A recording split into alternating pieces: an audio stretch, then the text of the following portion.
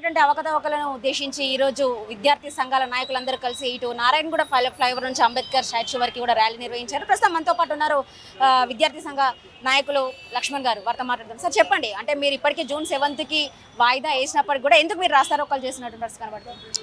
ఈరోజు దేశవ్యాప్తంగా నీట్ పరీక్షకు రాసినటువంటి విద్యార్థులు సుమారు 20 లక్షల మంది విద్యార్థులు. వాస్తవానికి ఈ నీట్ పరీక్షల ఫలితాలు ఎప్పుడు విడుదల చేయాలంటే June 14 విడుదల చేయాలి.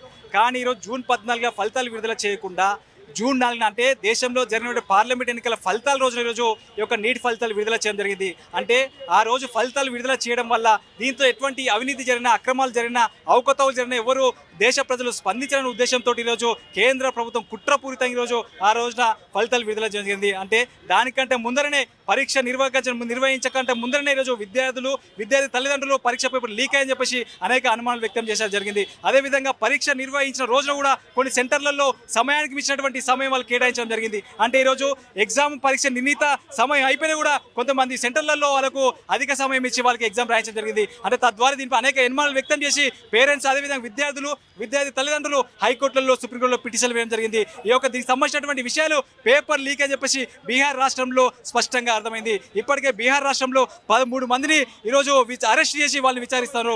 అదేవిధంగా ఇంకా 9 మందిని విచారిస్తున్నారు. అందులో బీహార్ సంబంధించినటువంటి 7 మంది, మహారాష్ట్ర, ఉత్తరప్రదేశ్ సంబంధించిన ఒక వ్యక్తి ఉన్నారు. అంటే తద్వారా ఈరోజు స్పష్టంగా అర్థమవుతుంది దేశంలో నీట్ పరీక్ష పేపర్లు లీక్ అని స్పష్టంగా అర్థమవుతుంది. కాబట్టి దీనికి సంబంధించినటువంటి దేశంలో ఉన్నటువంటి విద్యాశాఖ మంత్రి ధర్మేంద్ర ప్రధాన్ గారికి కూడా నీటిలో కొన్ని అవకతవకలు జరిపేసి స్పష్టంగా ఒప్పుకున్నారు. కాబట్టి ఆయనకు అర్థమైపోయింది అంటే దేశ ప్రజలకు వెంటనే నరేంద్ర మోడీ గారు ఈరోజు దేశ ప్రజలకు క్షమాపణ చెప్పాలి. అదేవిధంగా నీట్ రాష్ట్ర విద్యార్థులకు క్షమాపణ చెప్పాలి. తక్షణమే నీటి పరీక్షను రద్దు చేసి మరల నిర్వహించాలి. అదేవిధంగా దేశ ప్రధాని నరేంద్ర మోడీ గారు NTA director general Subodh Kumar వెంటనే తొలగించి వారిపైన క్రిమినల్ కేసులు నమోదు చేసి ఎన్టీఏ పైన విచారణ జరిపించాలి. దాంతోపాటు ఈ యొక్క అన్ని విషయాలు బయటికి రావాలంటే కేంద్ర ప్రభుత్వం వెంటనే సుప్రీంకోర్టు సిట్టింగ్ చేసే విచారణ జరిపిస్తే అన్ని విషయాలు వస్తాయి. కాబట్టి మేము డిమాండ్ చేస్తున్నాం. అదేవిధంగా ఈరోజు దక్షిణాది రాష్ట్రాలు ఉన్నటువంటి రాష్ట్రాల స్వయం దెబ్బతీస్తుందని చెప్పేసి దక్షిణాది రాష్ట్రాల ముఖ్యమంత్రులు నీటి పరీక్ష కేంద్రం నిర్వహించేది అనేక సందర్భాలు చెప్పినా కూడా కేంద్ర ప్రభుత్వం యొక్క దక్షిణ రాష్ట్రాల ముఖ్యమంత్రుల మాట వినకుండా ఈరోజు ఇష్టానుసారంగా వివరించి 24 లక్షల మంది విద్యార్థుల జీవితాలతో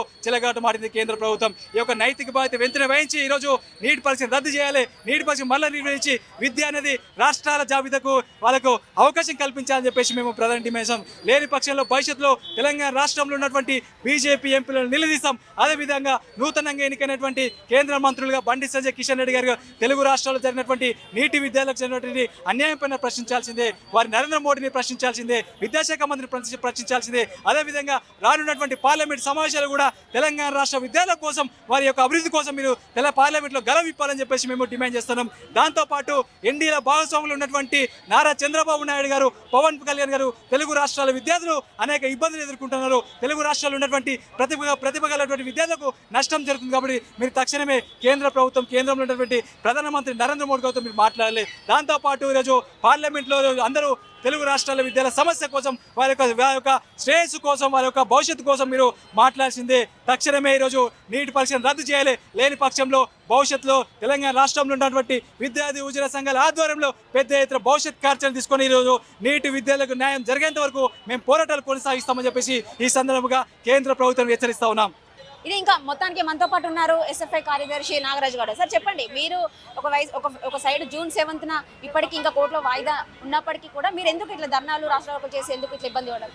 ఒకటండి, కోర్టులో ఉన్నది కానీ మేము దీని మీద స్పష్టంగా లీకేజ్ మీద విచారణ జరిపించాలని కోరుతా ఉన్నాం. ఎందుకనంటే ఇప్పటికే బీహార్ ప్రభుత్వం ఏదైతే సిట్ ఏర్పాటు చేసిందో ఆ సిట్లో కూడా అవకతవకలు జరిగాయని తెలిసింది. 30 నుంచి 50 లక్షల పేపర్ అమ్ముకున్నారని తెలిసింది. హర్యానాలో లీక్ అయిందని తెలిసింది. అలాగే చండీగఢ్, సూరత్లోని ఈ పేపర్ బయటకు వచ్చింది. తెలంగాణ రాష్ట్రంలో కూడా కొమరంభీం జిల్లాలో పేపర్ తారుమారైంది. అక్కడ కూడా 2 గంటలు లేటుగా పేపర్ వాళ్ళు ముందే ఇవ్వాల్సింది ఓఎంఆర్ షీట్ ఇవ్వలేదు. ఇక్కడ తెలంగాణలో కూడా ఈ రకమైనటువంటి పరిస్థితి ఉంది. కాబట్టి తక్షణం ఈ పేపర్ లీకేజ్ అంశం మీద విచారణ జరిపించాలని మేము కోరుతున్నాం. గ్రేస్ మార్కులు వచ్చిన వాళ్ళకే రీ ఎగ్జామ్ పెట్టడం కాదు. గతంలో 12 రాష్ట్రాల్లో వానలు, తుఫానులు వచ్చినప్పుడు 12 రాష్ట్రాల్లో ఎన్టీఏ నిర్వహించింది. అందుకోసమే తక్షణం రీ ఎగ్జామ్ నిర్వహించాలి. ఎన్టీఏని రద్దు చేయాలి. ఈరోజు ఎన్టీఏ చైర్మన్గా ఉన్నటువంటి సుబోధ్ కుమార్ గుప్తా మీద కూడా, ఆయన పాత్ర మీద కూడా విచారణ జరిపించాల్సిన అవసరం ఉంది.